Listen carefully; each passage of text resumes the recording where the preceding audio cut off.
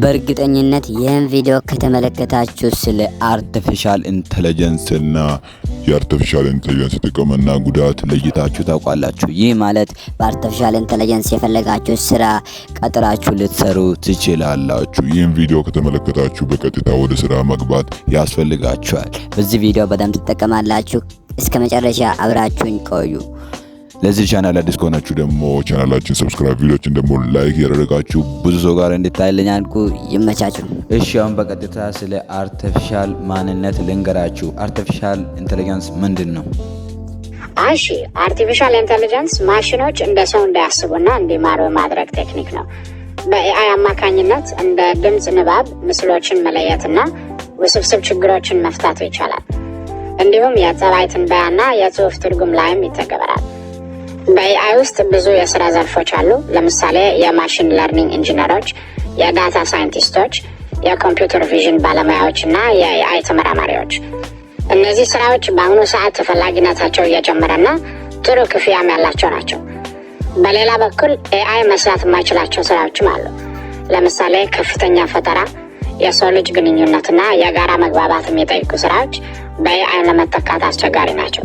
አሁን ስለ ኤአይ ምንነትና በኤአይ ሊሰሩ የሚችሉ ስራዎችን በትንሹ እነግራችኋለሁ። አሁን ደግሞ እያስፋፋው እያብራራው እነግራችኋለሁ። ስታርት። አንደኛው የዕለት ተዕለት ተግባራትን በማቃለል ነው። ለምሳሌ ምናባዊ ረዳቶች ቀጠሮዎችን በማስያዝና መልእክቶችን በመላክ ይረዳሉ። ሁለተኛው በትምህርት በኩል ነው። እንደ ችሎታችንና ፍላጎታችን የተበጀልን ትምህርት ለማግኘት ያስችላል። ሶስተኛው በጤና ዘርፍ ነው። የኤአይ ሲስተሞች በሽታዎችን ቀድሞ በመለየትና መድኃኒቶችን በማዘጋጀት ይሳተፋሉ። አራተኛው በምርታማነት በኩል ነው።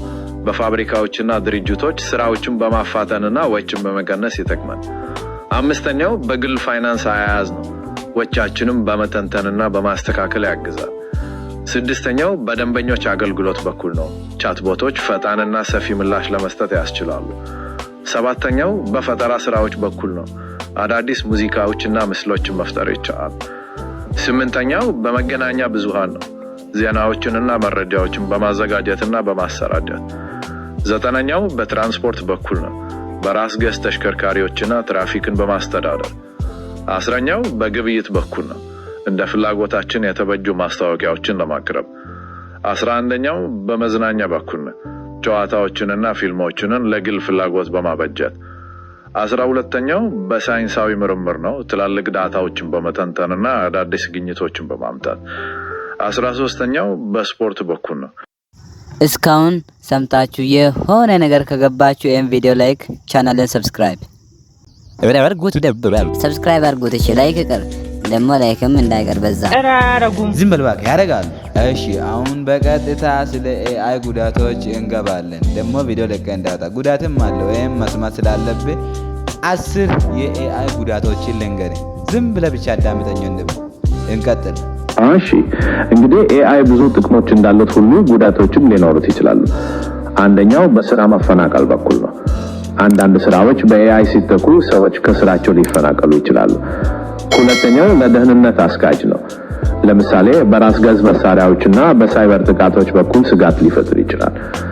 ሶስተኛው ለተዛባ መረጃ መጋለጥ ነው። የኤአይ ሞዴሎች በተሳሳተ ዳታ ከሰለጠኑ የተሳሳተ መረጃ ሊያመነጩ ይችላሉ። ሌላው የግል ሚስጥር መጋለጥ ነው። ብዙ ዳታ ስለሚሰበስብ የግል ሚስጥሮች ሊሰረቁ ይችላሉ። አምስተኛው የውሳኔ አድሎ ነው። የኤአይ ሲስተሞች በውስጣቸው አድሎ ካለባቸው ፍትሃዊ ያልሆነ ውሳኔ ሊያስተላልፉ ይችላሉ። ስድስተኛው የቁጥጥር ማነስ ነው። የኤአይ እድገት በጣም ፈጣን ስለሆነ በቂ ህግጋት ላይ ወጡለት ይችላሉ። ሰባተኛው ለጥገኝነት መጋለጥ ነው። በኤአይ ላይ በጣም ጥገኛ ከሆንን የራሳችንን የማሰብ ችሎታ ሊቀንስ ይችላል። ስምንተኛው የኃይል ፍጆታ መጨመር ነው። የኤአይ ሲስተሞችን ለማሰልጠንና ለማንቀሳቀስ ብዙ ኃይል ያስፈልጋል። ዘጠነኛው የጦርነት ስጋት ነው። ኤአይ ለጦርነት ተግባራት ከዋለ ዓለም አቀፍ ግጭቶችን ሊያባብስ ይችላል።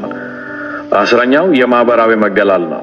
ሰዎች ከኤአይ ጋር በጣም ከተቀራረቡ እርስ በርስ መራራቅ ሊመጣ ይችላል። የቀረው ነገር ካለ በኮሜንት አሳውቁኝ። በሌላ ቪዲዮ እሰራላችኋለሁ። ለዚህ ቻናል አዲስ ከሆናችሁ ይሄንን ቻናል ሰብስክራይብ ማድረግ የኛን ቪዲዮ ላይክ እንድታደርጉ ሁሌም በትህትና እንጠይቃለን። በቀጣይ በትምህርታዊ ቪዲዮ በአስተማሪ ቪዲዮ ተመልሰን እስከምንገናኝ ቸር ቆዩ።